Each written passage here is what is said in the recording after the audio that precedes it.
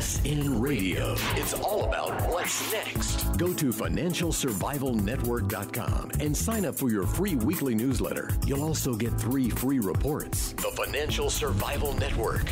It's all about what's next.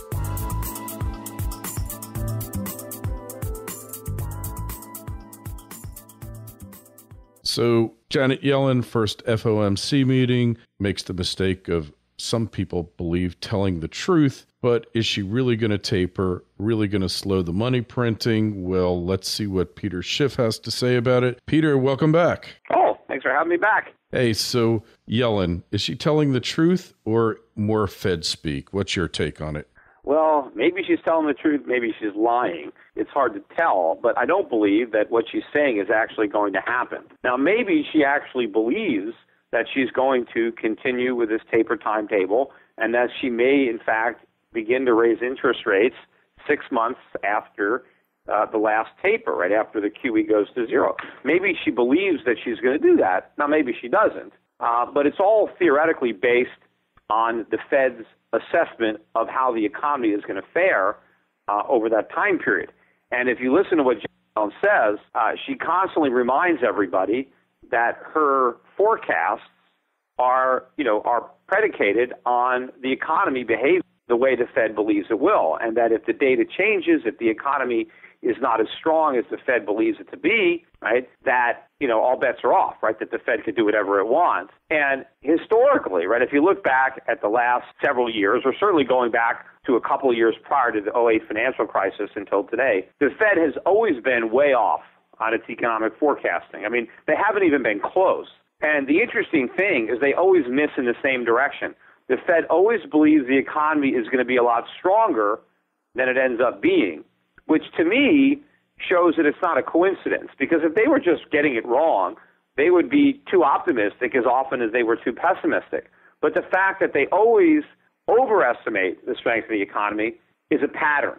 And I think there's two explanations for why that pattern holds. One is that the Fed actually believes that what it's doing is going to help the economy, that its monetary policy is a stimulus to the economy. And so since it believes that what it's doing is going to work, it builds that into their forecast. They assume the economy is going to get better because they're stimulating it. Now, of course, they don't understand that their policy doesn't work, which is why they constantly overestimate the strength of the economy, because they're overestimating the effectiveness of what they're doing. In fact, what they're doing, I believe, is actually a sedative for the economy. I think it is undermining the legitimate economic growth that might have otherwise taken place had the Fed not been around. And then number two is I think the Fed actually sees itself as a cheerleader when it comes to the economy. And so the Fed does not want to come out with a negative forecast because it's afraid of, impacting economic activity, of creating a self-perpetuating, philosophy, or where the Fed says the economy is going to be weak, and then the market reacts. People spend less on anticipation of a weaker economy. Businesses invest less. Businesses hire less.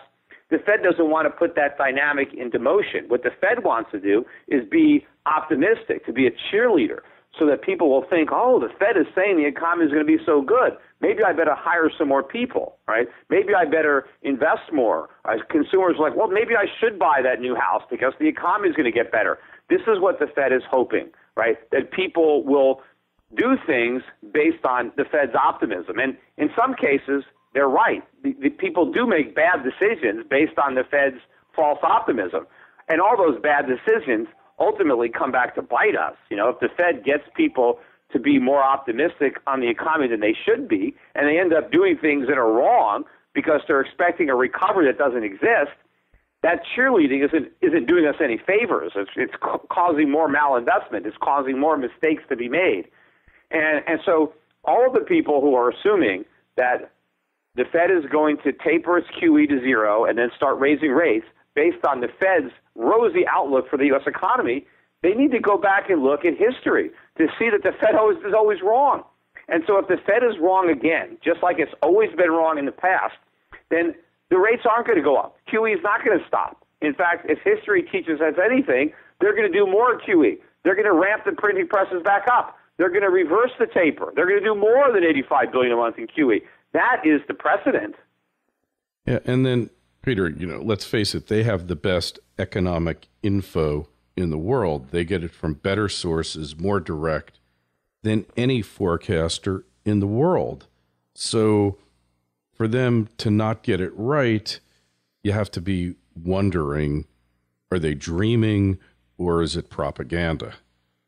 Well, as I said, it could be a little of both. They want to talk the economy up, and they believe their own BS. Either that, or they're just a bunch of liars, right? But the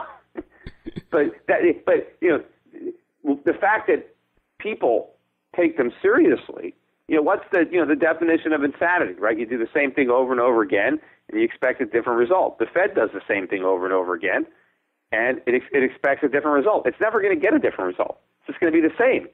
But, instead of the Fed, questioning what it's doing, say, hey, we've done all this stimulus and it hasn't worked. Maybe it doesn't work. Maybe it's counterproductive.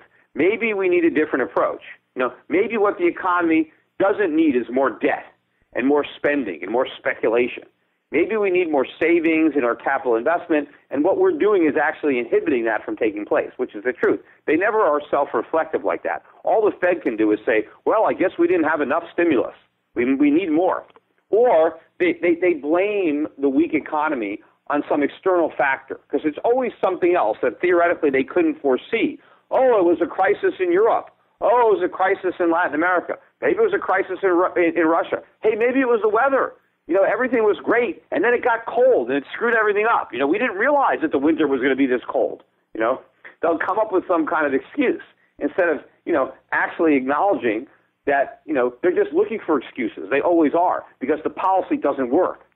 They've got the wrong medicine for what ails us. It's not making us better. It's making us sicker. Yeah, and, the other thing is we're running these huge deficits.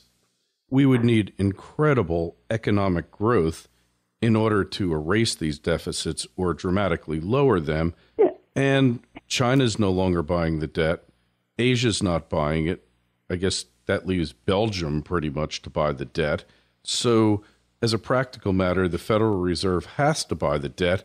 Therefore, they've got to print the money up out of thin air, call it quantitative easing or whatever. So they really can't cut back too much, can they? And even what's worse is these big deficits are draining economic growth. Because the government is so big and spending so much, it crowds out everybody else. So, yes, we need massive growth to reduce the deficits, but because the deficits are already so big, we're not going to get that kind of growth.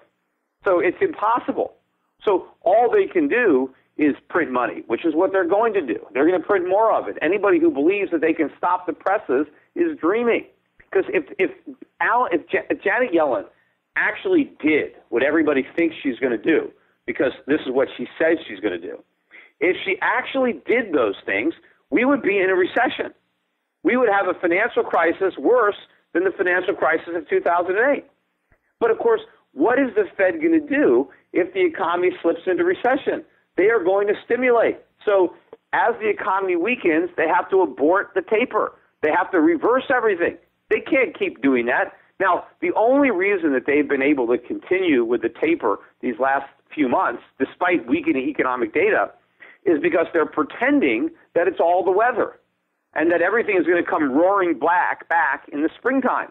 Well, when the economic data comes out in spring and it's no better than it was in the winter, what are they going to do? Change course. Yeah. And they'll have some other reason for it then, I'm sure, right? Well, yeah, maybe they'll blame it on Russia. Or maybe, who knows what's going to be going on. But there will be some convenient excuse. Hey, maybe we'll get a lot of rain this spring. Maybe they'll blame it on the rain. Flooding in the Midwest. They said we can't shop in the cold. Maybe we can't shop in the rain either. Yeah, retail sales will be down, no doubt. And the retail sales are looking horrible. There's over 1 billion square feet of empty retail space in the country, and that number is being added to almost daily. Because the average American is broke. They look at the poor, dwindling automobile sales coming out of General Motors and Chrysler, right? And they say, well, it must be because of the weather. But during the same months, where it was so cold, right? They're blaming it on the weather. Maserati and Mercedes and BMW had all-time record high sales. So how can it be? The weather only affects the middle class, but not the super rich? They can make it out in the snow, but everybody else can't. Obviously, it's not the weather when Maseratis are selling like hotcakes, but the pickup trucks, are piling up on the showroom floors and on the lots.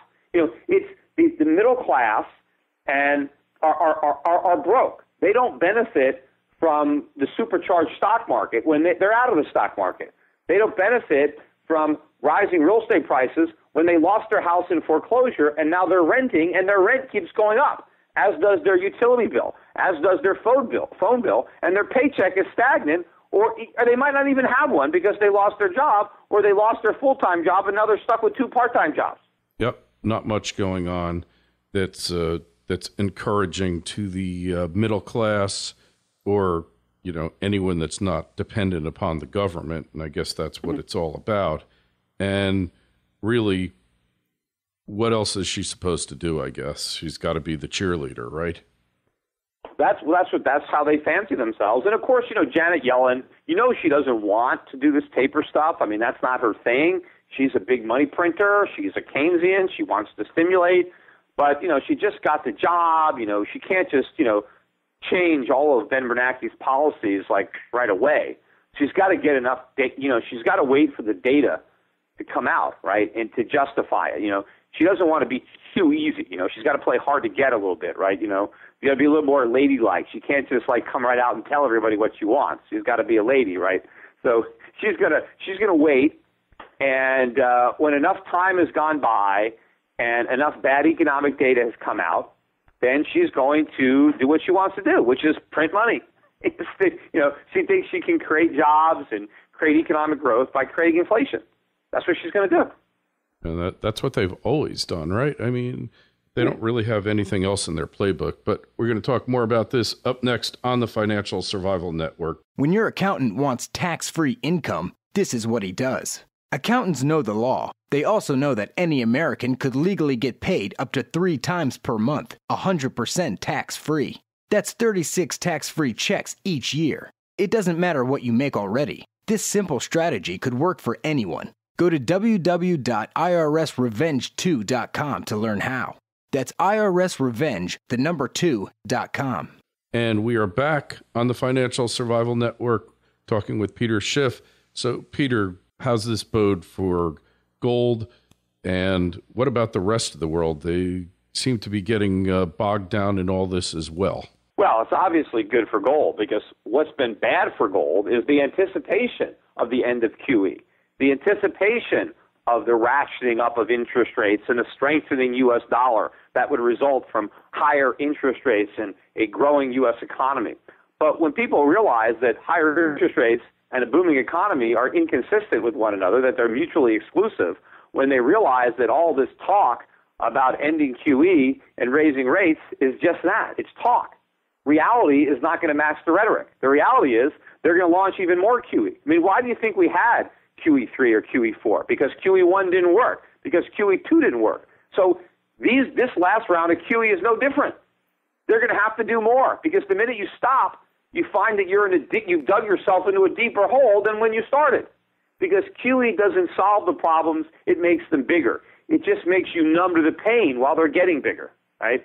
So that is the predicament we're in. So when the gold investors realize that they bought into a false paradigm, people are going to go rushing to buy back their gold that they sold. Problem is it's not going to be there because the people who bought it aren't going to sell it back.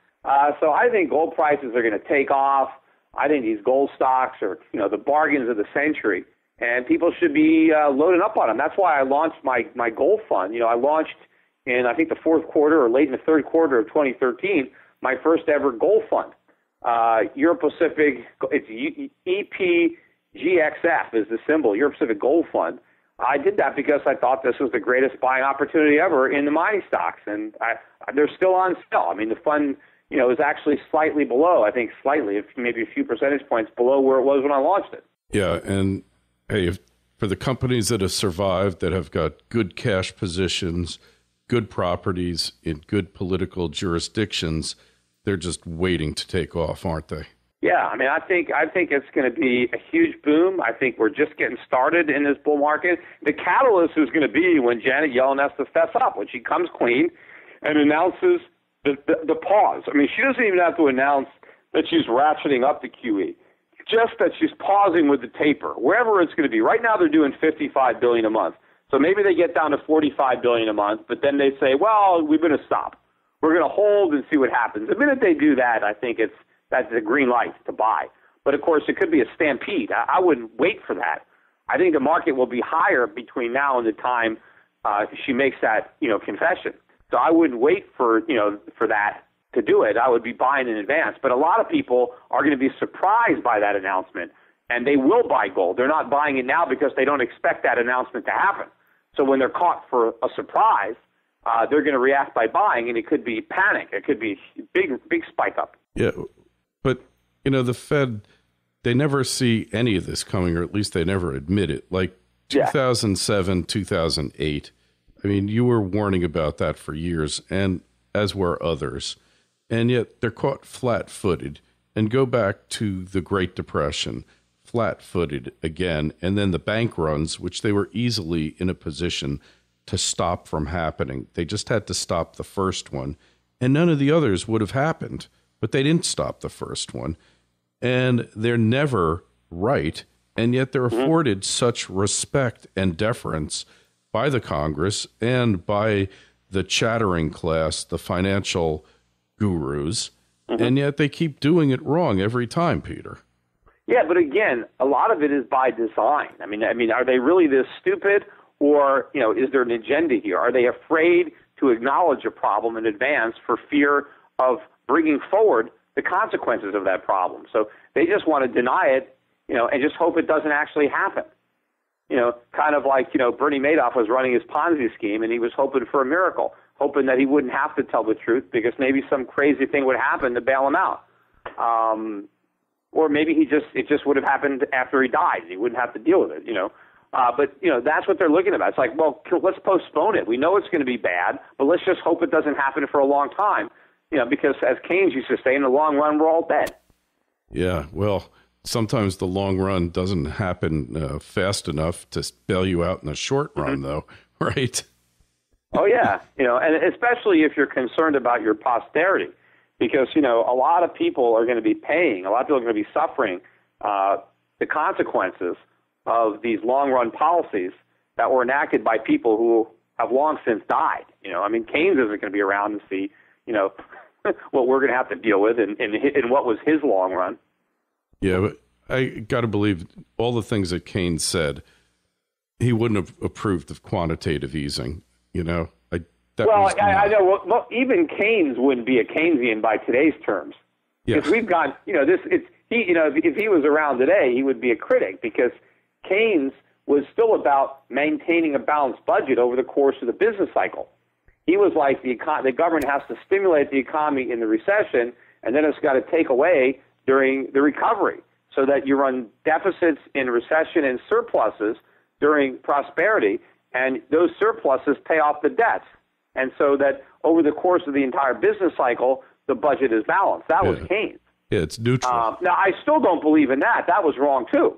I don't think the government should spend more during a downturn. The government should spend less during a downturn like everybody else. Yeah. That's what ends it quicker. Like if you look at the Great Depression of 1920 that nobody knows about because it was over so quickly, that was the last time we had a recession or depression where government spending went down. Interest rates went up. The government did everything wrong in 1920 according to modern-day Keynesians, and that depression was over almost as quickly as it began. But it started out worse than the 1929 one. It started out worse than the 2008. Yeah. It was a bigger decline, yet we got out of it quickly because government got smaller instead of bigger. That was true austerity, not what they have in Europe. That was true austerity where they cut back the size of government, they cut back government spending by 50%, refunded the difference to the taxpayers, and then that money went into the economy stimulated the economy, not where the government goes and prints it up and stimulates it. And prices went way down. We had real deflation, and that was good. It was good for the economy. It was good for the consumer. It was good for business. It was good for everybody. Yeah. We don't get that now. That's the problem, because we've all bought into this nonsense. And by the way, I address all this too. If anybody has read my book, The Real Crash, in early April, my revised version of that book, The Real Crash, the revised edition, is coming out. And it's over 100 pages, like 110 pages of new material. So the book is 30% larger than the original, which came out back in 2012. So it's got a lot of new information. A couple of years worth of stuff has happened since that last book came out. And so it's if you haven't read the original, it's a great opportunity to buy the revised version. But even if you read the original, you might want to get those extra pages. There's a lot of good information there. Well, Peter, as a matter of fact, I did read the original, bought it from you in Vegas, and you deal with things like crony capitalism, and you wouldn't think that Florida would be a center of crony capitalism, no income tax, but on the federal level, we're like the center of sugar subsidies, and Palm Beach County is the epicenter of sugar subsidies, crony capitalism in the United States. Half of the sugar that's grown in the United States grown right in Palm Beach County, and it would not exist but for the fact of, number one, embargo on Cuba, which probably has no reason to exist other than to deprive the citizenry of Cuban cigars and Cuban sugar, and therefore we have a domestic sugar industry that really has no purpose. And it's not just Cuba, though. We won't let sugar in from all around the world. From Brazil. South America. I mean, Americans pay a artificially inflated or propped up price for sugar because of these imports. In fact, you can look at the difference between domestic sugar and world sugar. Both futures contracts trade, so you can see the premium that we're paying because the government has legislated it into existence. But of course, not only does that affect consumers who are buying sugar, but it affects businesses that have to use that sugar. I mean, if you make candy bars in the United States and you got to use that sugar, well, your candy bars are more expensive. But if I import my candy bars and the candy bars are manufactured in another country where they can use world sugar, well, then I'm at a I have a competitive advantage. So anybody who bakes anything or makes any kind of food item that has sugar as an ingredient, we're less competitive. I mean, if we have to export some of our products that contain sugar, that means that we're less competitive on the global market because we had to use overpriced sugar in the production of that product. And our competitors got to buy the cheaper sugar. Or they've gone to high fructose corn syrup, which gives you an inferior product but saves you money. And law of intended consequences right there in action, unhealthy products, but, And all of it to get the votes of the sugar farmers. Yeah. And not just the votes, but the political campaign contributions. Yeah. Because a lot of these farmers are pretty rich, off these subsidized prices. Yeah, I saw their $50 million house on Palm Beach. I watched their $40 million yacht pass me on the Intercoastal Waterway, and that was their smaller yacht, by the way.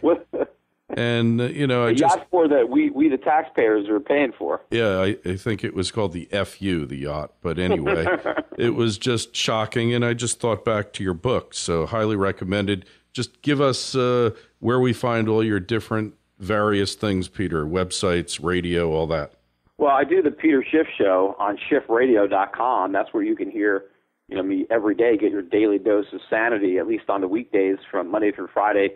10 a.m. to noon Eastern time is when we do the live show. You can listen live or anytime during the week. Just go to schiffradio.com. You can sign up for a free trial for the premium membership, which means you can get into the archives and you can listen to the show commercial-free, which means you listen to 2 hours worth of radio in an hour and 20 minutes. So if time is valuable, you can listen to the whole show in 60% of the time when you're a premium member. And you can listen to a whole week's worth at a time. You can download them and play them in your car. So it's a good product. You can try it for free for a month if you like it. I think it's $5 or $6 a month. Plus, that includes video. Not only do I do the Peter Schiff Show, but we also broadcast the video, which you can watch too as a premium member. So that's schiffradio.com. And for those of you who are interested in our brokerage services, visit our website at europac.net, EUROPAC.net, and schiffgold.com for precious metals. Oh, and by the way, we just came out with a brand new special report called Tax by Debt, which I would encourage everybody to download and read. It's free, and it just kind of lets you know about how I think the government's going to use inflation to tax away your purchasing power to retire its debt. And you can get that special report just by going to the website taxbydebt.com, and you can download it for free. All right, excellent. And of course, we'll have a link to your site on financialsurvivalnetwork.com. Just look at the show notes to this interview. Peter, always a pleasure. Thanks so much for being on. Hey, anytime. Take care. The Financial Survival Network. It's all about what's next.